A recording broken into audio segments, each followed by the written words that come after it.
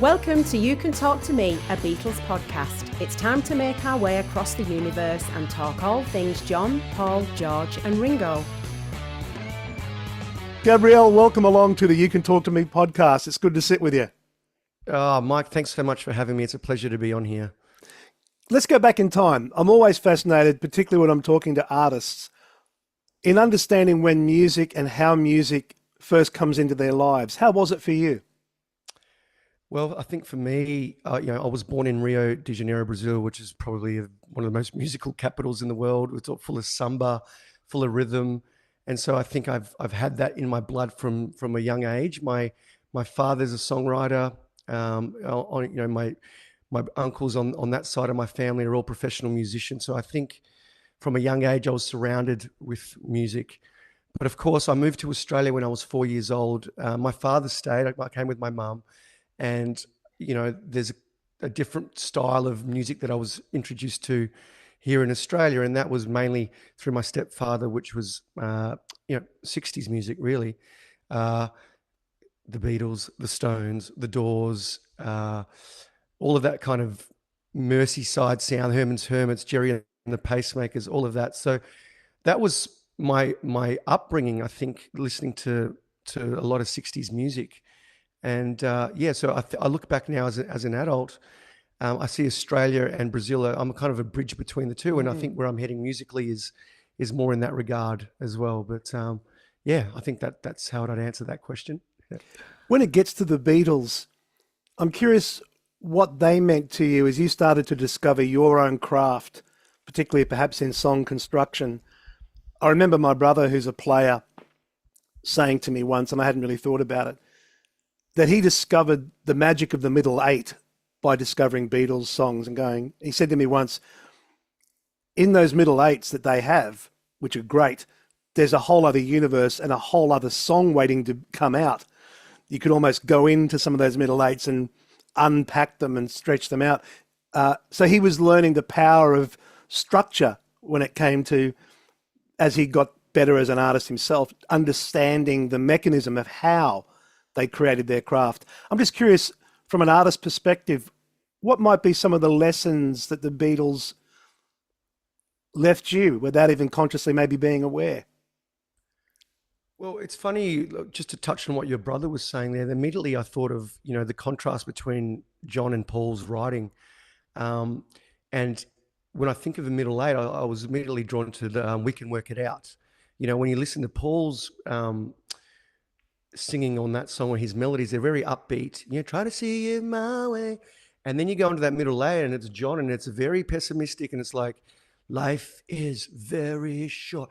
And the contrast between those two worlds is, I think, what they did so well is to be able to explore the shades of dark and light, but still make it feel like, it is a reflection of life. We do experience ups, we do experience downs, and they were very good at playing with those shades. So for me as a songwriter, especially as an adult now and looking back on how they influenced my writing and music, one thing that they did show me was that popular music could also be artistic. They were constantly pushing boundaries, experimenting with sounds, evolving with production techniques, challenging themselves, and you can see the evolution through the albums. Obviously, they start quite pop and 2-3 minute songs, and then it becomes these elaborative, day in the life style epics, I guess you'd call them. So as a songwriter, they taught me that, I think the biggest thing takeaway, actually, just hearing myself talk out loud here, is that collapsing polarities. If I was to frame it in a phrase, as I said, John and Paul, polar opposites, collapsing polarities, playing with dark and shade, playing with simplicity and complexity, playing with popular melodies, but also artistic harmonies. So I think at the core of all that is curiosity. What happens if we try this? And I think that's an important lesson for every artist, is like, how curious can you be into exploring what could be. So I think that's something I always admired from them, and definitely see how they've influenced me in that way. Yeah. I remember reading years ago, I don't know where it was, but it was this elegant line that McCartney and Lennon represented sweetness and grit.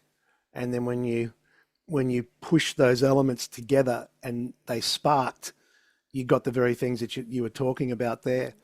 And then obviously Correct. after the band dissolves, they don't have that same pressure cooker. So they're kind of free to explore and fully commit to their strengths, free of that tension. And then, so Hmm. you get these very mixed works in the solo years as a result, don't you? Correct, correct. I think I've always resonated with John though because of that. When you say grit, I think he really went into some deep, dark, places in his solo career, which was just really pure and working class hero, for Yeah. instance, and mother.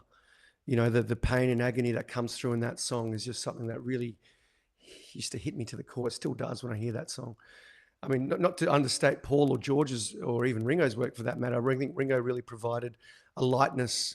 You think of the songs Yellow Submarine, Octopus's Garden, like that real childhood kind of playfulness, and George being the ever philosophical, mystical explorer, all amazing in their own way. But I just think for me, John was one that I resonated with probably the most.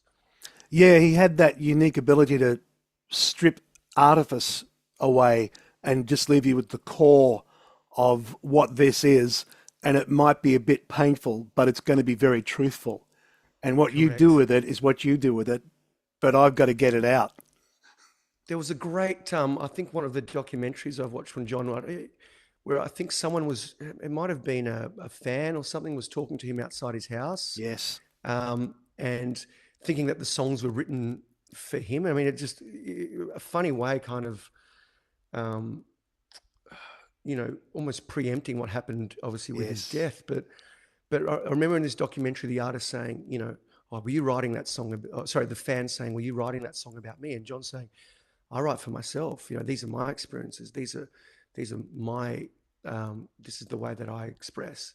I write them for me. How you take them is how you take them. Yeah. And so, yeah, Mike, I think I totally agree with you. Like he was just like rip the artifice, and I was like, that's it. How you choose to interpret, that's your prerogative. But this is how I've choose to express it. Yeah. Really cool. It Yeah. can still move me, like I'm sure it can millions of others, when you get past the over familiarity of the story. John's murdered in 1980. But when you really Mm. think about what we were robbed of when at 40 he dies so violently Mm. and that light goes out in the world for no reason whatsoever. Just Yeah. the immense tragedy of that is never lost on me if I spend any time just kind of really thinking about that rather than just sort of acknowledging it's part of an incredible story. Yeah. I totally agree. I wasn't even born when John passed away, but from a young age, I'd say from, 5, 6, 7, 8 years old, I was immersed in the Beatles world. I'd be going to the local library and getting, John Lennon biographies while my brother was getting, kids' books. So I was really connected to that world and that story. And I think, I'm looking back now, even just talking to you, very grateful and can see how it's shaped my way of being a songwriter myself. Yeah, yeah, it's Yeah. wonderful. 60 years after the release of Revolver and, of course, Eleanor Rigby, you have a new single after a 5-year hiatus from being on the music scene, and you're back with new music, which must be exciting for you. Eleanor Rigby's Ghost is the new single, and obviously there's a clear inspiration there that goes back to that Revolver period Beatles. But rather than me try and imagine where that comes from, could you share some of the inspiration for this piece of work and how Alistair Crowley features in it? I love that. Actually, I'm really looking forward to tell this story because when I do tell it to people, they're like, "What? How did a cat inspire this song?" So Alistair Crowley's my cat, and I named him. He's a black cat. No one wanted him, and I just chose to say that they didn't want him because he was the wickedest cat in the world, which was the moniker given to Alistair Crowley, the famous occultist, magician from the early 1900s, and who just so happens to be one of the characters on the cover of Sergeant Pepper's album. as well. So Alistair walks into my room one day as I'm strumming a few chords, and I look at him and I start singing the phrase, Alistair Crowley, the cat has walked into my room. And I went, wow, this actually sounds like a very interesting melody. And the chords underneath were doing some interesting things. And I thought, oh, I like this, but I don't like the name Alistair Crowley for this song. And so I just started thinking of a name that would resonate with people, that would sort of fit the same, cadence as Alistair Crowley. And the name that popped in was Eleanor Rigby. And so Alistair Crowley, the cat, became Eleanor Rigby's ghost. And then from there, the story just started unfolding. So that was the inspiration, that was the spark. But it was also connected to an experience from my own childhood. Like when I was young, I lived in this old Edwardian house in a suburb called Eltham here in Melbourne, where I was, really immersed in the Beatles music. That's where I was playing their vinyl and everything. And I used to have these strange occurrences as a kid where I'd wake up in the night to find, toys that I'd been packed away or somehow on the floor, like they'd been played with. And I was convinced that there was a ghost playing with my toys. And I would tell my mum this, and she'd say, you're mad and you're crazy. And, found out later that there was supposedly a story that a little girl had died in the room adjacent to me, the guest room upstairs, fallen off the balcony. Wow. And so that experience stayed with me. So when I'm singing, Eleanor Rigby's ghost, in the lyric in the song, I say, Eleanor Rigby's ghost is in my room. She's asking if I want to play. There's always, I think, with lyrics, I try to keep it ambiguous. There can be so many different meanings. Obviously, it's less about ghosts as it is about a childhood imagination that stayed with me. When I think back to those times, as I said, very immersed in Beatles. It's also about emotions. It's about memory. It's about loneliness, and sometimes those things never really leave us. And when I thought about Eleanor Rigby, the song, I have the same feeling. There's those characters have stayed with us for all these years. And so as I was writing, I thought, oh, maybe it'd be great to sort of revisit those characters. And then I started writing, obviously, the whole Beatles universe opened up to me again. So yeah, there's a lot of references in the song. For those Beatles fans out there, when you do listen to it, there's lyrical references, there's musical sonic references, but it does stand alone as an original song as well. It's not really, I'm not trying to, what's the word here? It's paying homage in a respectful way without really ripping it off. It's an original song. Yeah, it's a beautiful piece of music, and deep diving into some of your stuff since I first discovered you, what I love about your work, you don't sound like anybody else. It's a very unique, singular sound, even vocally.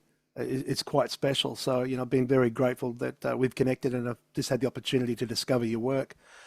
Oh, thanks so much, Mike. No, absolutely. You reminded me, just as you were speaking, my father introduced me to music. He played guitar, and he was a great influence on my life in so many ways. And one of my favorite micro memories, I was 8, 9 and starting to get the Beatles albums. And that was a big deal for me because you would get these albums and not know what the tracks were. So it was a real discovery, so you'd be flipping over the back of Revolver and you're listening to one track and then you see Love You Too and you think, well, what's that going to sound like? And then you would hear it and go, what's this? And I remember sitting with him. It's a very clear memory. And we were playing Revolver. And I don't know, I'm maybe 9 or 10 years of age. And Eleanor Rigby comes on. And as it's playing, he looks over at me and he says, listen to the words. They're called lyrics. It's poetry. This is poetry. And I'm a kid.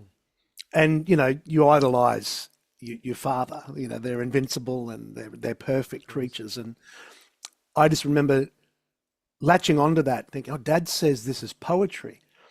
And it never really made sense to me in my child's brain. But as I got older, I came to realize, Dad was all over it. That absolutely is, it's poetry and it's beautiful. What I love is in that story about Alistair Crowley, you're giving yourself over to the muse and this thing comes through you and you get out of its way and shape and craft it as it's moving its way through you. Paul described, and I'm paraphrasing, and I've mentioned this before on the pod, but I loved it as a description for the process. And he was asked, what's your process when you sit down to write? And he said, I almost don't want to answer that question because when I do sit down and something hits me, it's like a ghost has entered the room and is whispering behind you and is guiding you to a chord, to a lyric, to a thought. And I feel like if I turn around to look at it, it'll vanish and maybe it won't come back. So he was saying, me even talking about it, I almost don't want to say too much for fear that it gets anxious and pulls away. And I thought that was a really beautiful way to put it. It's so interesting because when I think back to the writing of the Eleanor Rigby's Ghost, the song that I'm about to release, I didn't sit down to write a Beatles homage. It wasn't, I didn't sit down and say, this is what I want to do. It just fell into my lap. And then I realized what was happening. And it was less a homage as it was a memory of like my childhood. Yeah. Because I just, I moved to Melbourne as a young boy from Brazil, but I actually did most of my growing up in Perth. But I found myself in the last 4 years living to the suburb next to where I grew up in Melbourne, where I would have these Beatles, as I would keep saying, immersing myself in their world. And so I think there's a familiarity with the trees, with the place that was almost pulling me back to my childhood. And so in my childhood, as I've said, it was just really connected to the Beatles. And I think the song just came through as it was meant to, as a celebration of those memories I had as a kid. And obviously the music that shaped my upbringing, Yeah. And I thought to myself, what a wonderful way to start this new chapter of my musical journey, because, it's not, I'm not trying to write a pop single here. I'm just honoring, the music, as I said, that shaped me as a boy, that allowed me to be creative, that childhood innocence. And I'm sure the Beatles have had that effect on many people. Obviously, as what you said, listening to their records as an 8-9-year-old boy yourself. So that's what I think the song is about, really, more than anything. It just, as back to what you were saying with the songwriting, it was really about just getting out of the way and letting it come, And when it did, it was so quick. And actually, one thing I should say, it's like you probably don't hear it, but it's a very complex song. I think there's 33. I counted 33 different chords in the song. And when we sat down with the producer, he's like, "This is actually a really complex song, but we're going to make it sound simple because that's what the Beatles did." And I think Terry Hart, the producer in particular, we really achieved that in the process of recording. Yeah, that's wonderful. I'd love you to spend a bit of time telling us about your Uncle Brian. You'd sent me a little bit of detail, so I don't want to hijack any of that story whatsoever, but it sounded really fascinating. Could you take us through his experiences in, I guess, the final months of John's life? Correct. Uncle Brian's a close family friend who's known me since I was quite young. So not related by blood, but definitely by spirit. And another massive Beatles fan, play the guitar, so a massive influence on my life as well musically, and, as just a mentor. But from a young age, he would tell the story about his night with John Lennon. And Uncle Brian's a Scotsman, but during this period was living in Bermuda. And actually, just to let your listeners know, and obviously I will share it with you as well, Mike, I did interview him for this as well. So I can send you to the more in-depth version of this, and he tells it way better than I would. Yeah. But essentially, he was in Bermuda. He'd finished soccer practice and went down to the local pub to have a beer with a couple of his mates. And as they rocked up, they went to get a beer, and someone said, "Oh, you just missed John Lennon." And he's like, "What?" He's like, "Yeah, he's just walking out the door." And then so, Brian's just run down the hall to the entrance, and there's John with I can't remember the name of the guy he was with at the time. Elliot Mintz, maybe. Who? Elliot? Was it Elliot Mintz? Oh, can't remember. Okay. Alan maybe? I can't remember. Okay. Anyway, and they were at a vending machine, getting smokes or whatever. And Uncle Brian runs up and he's like, John Lennon, what the hell are you doing here? And apparently John says, oh, everywhere I go, I meet a bloody Scotsman, And long story short, Brian's convinced them to come up, come and have a beer, And they finally agree to. And they get a private booth and they sit down there for the night drinking beers for until crazy. And this is actually this period of John's life. This is a treasured story that whenever I'm with Uncle Brian, I know there's a fan of the Beatles or a music fan. I'm like, Uncle Brian, you got to tell him the story. Because it's not about celebrity, but I think meeting John when a lot of people would describe was probably one of the happiest periods of his life, really. He was just coming back with Double Fantasy. He'd reconnected with Yoko. There was a period of like renewed sense of being, going through the dark moments, his lost year or whatever they say. Yeah. And he was in Bermuda holidaying and writing what was to be the songs for Double Fantasy. So I would direct, as I said, you to that interview I'd have with Uncle Brian when I release it. Then as I said, he tells it a lot better than I do. But when I recorded Eleanor Rigby's Ghost, it felt incredibly meaningful for me to invite Brian into the studio to record harmonies and bring, the essence of our connection, but also our love of the Beatles into the song. So in a small way, that there's this beautiful thread that stretches from John to Brian and now into this song. Yeah, that's really something else. What was Brian's sense of John as a man, just beyond celebrity and all that noise? Did he have an elegant kind of sense of this was good company? This was a guy that...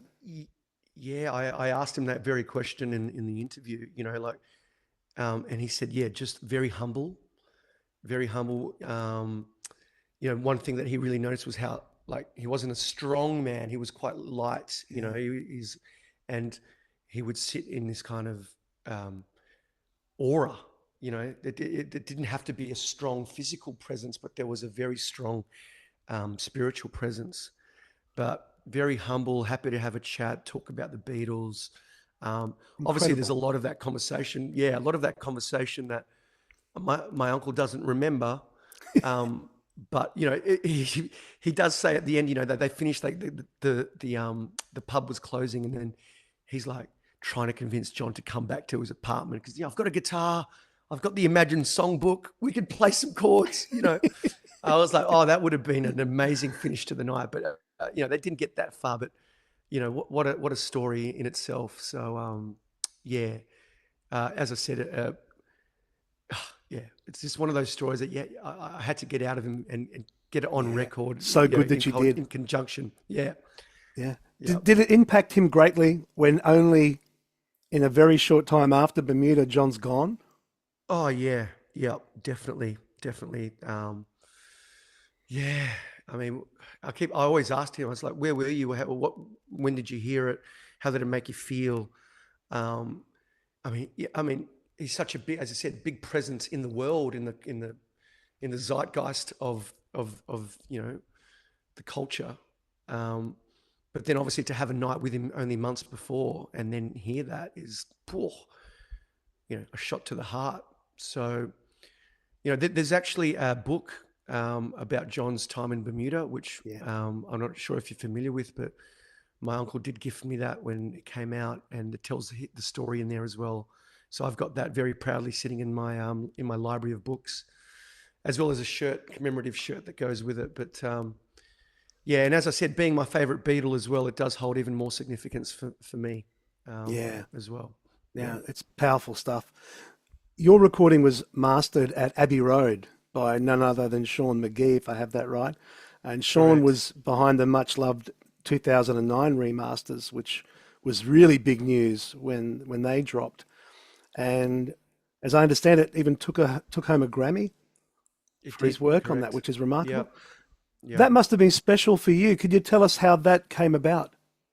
Yeah, I think, you know, once the song was written, I was like, I want to infuse this with as much, you know, Beatle energy as I can, because it really is a thank you. As I said, getting my Uncle Brian in to sing harmonies was one way of doing it. And then when it came time to master the song, talking to Terry Hart, the producer, I was like, where should we master this? And then, you know, it became so obvious, you know, it's got to be Abbey Road. And we did our research and approached Sean, and he was more than happy to do it. So it was really surreal. You know, Abbey Road isn't just another studio, it's a sacred ground for anyone who loves music. So knowing that Sean, you know, the same ears, I guess, were listening to my music, you know, from the same guy that remastered the Beatles catalog was incredibly inspirational and incredibly humbling. It's one of those moments where I had to pause and think, wow, how did it, you know, a kid from Rio, you know, from Rio to Melbourne now, you know, grew up listening to the Beatles, how did I end up here? You know, so it really means the world, I think, to have someone of his caliber master the song, you know? Yeah. Yeah. Did he provide you much in the way of his thoughts and in terms of his process? I'm just curious about not knowing how that process works. How collaborative was it? Well, the thing with mastering, it's like the final step in the production of the song. So that obviously you got the recording, the mixing is sort of, you know, you're putting the effects on the vocals and you're making sure everything sits nicely sonically, and the master comes in and just, you know, gives the overall sound a polish. So Beds it down. my experience with master is it's kind of, you just let them do their thing. Yeah. You come back with a few, maybe one or two, like, oh, could you increase the volume maybe here? But it's very different to mixing, where it's very much a collaborative process, you know, where you're constantly listening, referencing the song. So yeah, I didn't really have much to say to that. And because of, you know, what he's already done, we kept it very, you know, could you just maybe add the volume here? And so, you know, it wasn't much of a conversation around the process at all. Yeah. And is the single a precursor to a body of new work that's coming down the pipe in time ahead?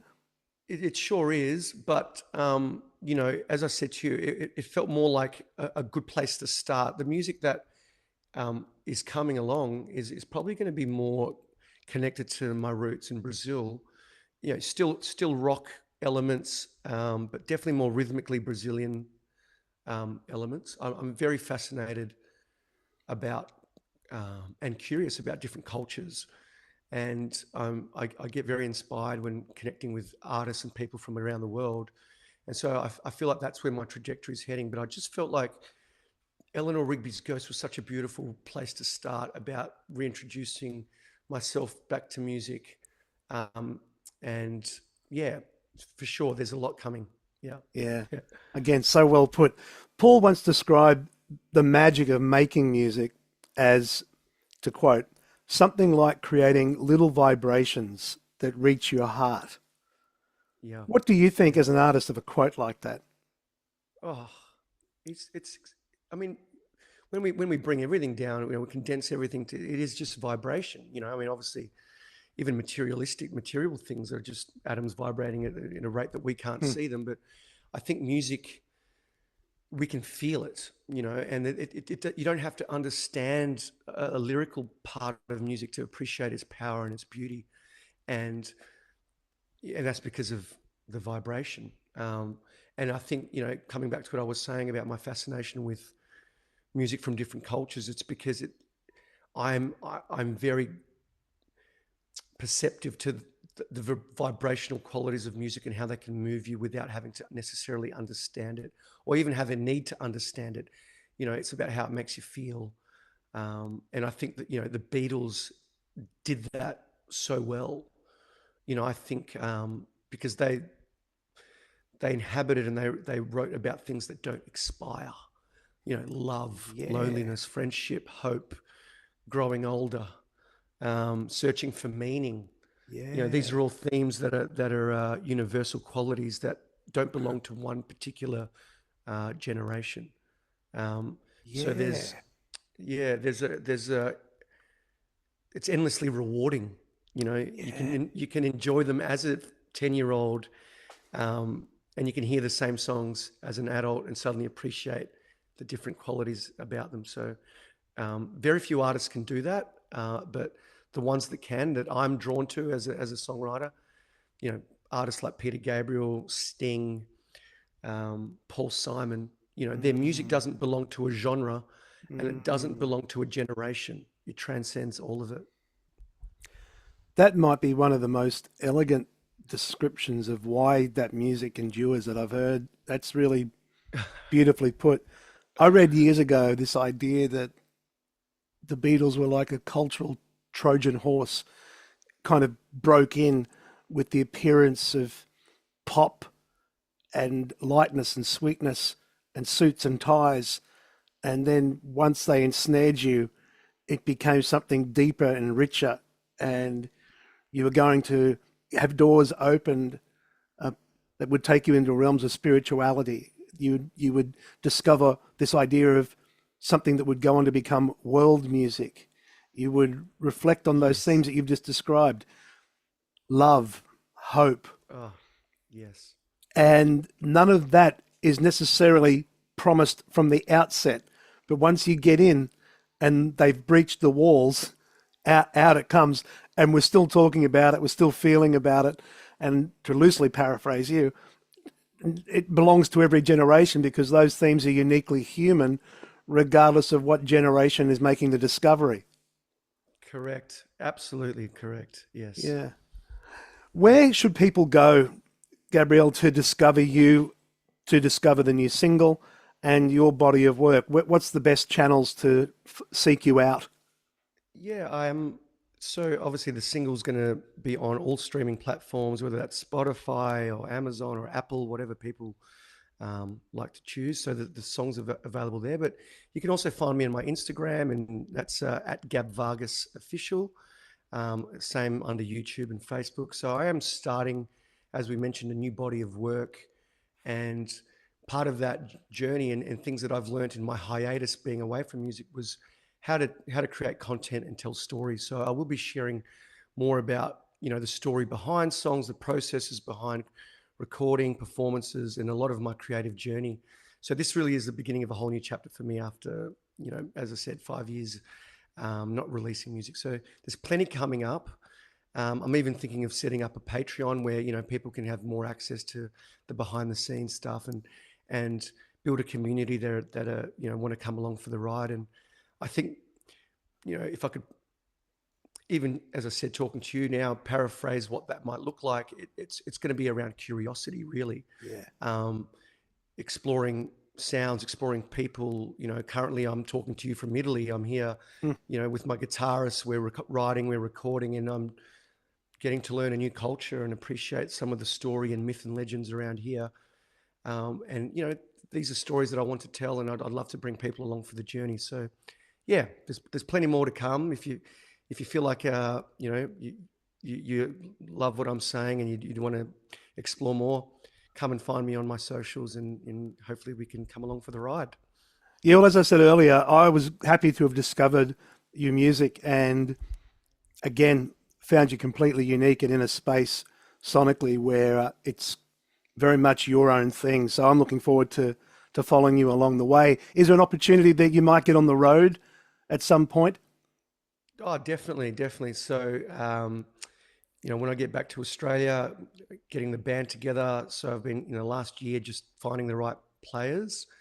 But, you know, we'll work hard. We'll hit the studio. We'll get some songs recorded, and we'll hit the road and do our thing. You know, and obviously then look at getting to, as I said, to Brazil as well, because I really want to reconnect with that side of me and that cultural influence that I've had, which I'm just rediscovering again as an adult. Yeah, good on you. I remember reading a quote years ago from Dr. Wayne Dyer, and he said this line that was, "Don't die with your music still in you." And the music being whatever your thing is that has to come out. It's there to be called upon to be released for the time that you're in this realm. That's the purpose, that's the calling. And it seems like that period away from you at some point has found its home to say, no, now it's time. You must get this out. And that's usually, I imagine, where the best art can come from. Mike, you've absolutely nailed it. Like I was, you know, when COVID happened, Melbourne was obviously the most locked down city in the Brutal. world, and I decided that I'd explore acting and comedy, and basically created a comedy character that did really well. You know, I was able to basically live off what that character did for me, but it became much more than it was expected to be. And down the track, I started realizing, hey, I'm actually not doing any music. Yeah. And I was sort of stuck on this, hamster wheel of creating content. But content to me is not something that is it's not a substantial craft or a piece of work. Sure, it's a way of a means of getting yourself out there. But I started going, okay, well, what am I doing and what am I leaving behind? And that's where I thought, well, music is what I'm here to do, and this is what I need to focus on now. Peter Gabriel has a line in one of his songs where he said, what greater measure of what we're doing here than what we can leave behind? And that became the kind of message and ethos of my motto, I guess, moving forward. It's like, I want to create a body of work that connects people, that celebrates humanity, and that, something that can be an offering to the world. Well, Gabriel Vargas, you're the real deal. This has been a great conversation and a real pleasure to sit and speak with you. A pleasure to discover your music. Eleanor Rigby's Ghost is the new single. Welcome back to the scene, and best of luck for everything that's still ahead for you. Mike, thank you so much for this opportunity. I really appreciate it. And you keep doing great work as well, mate.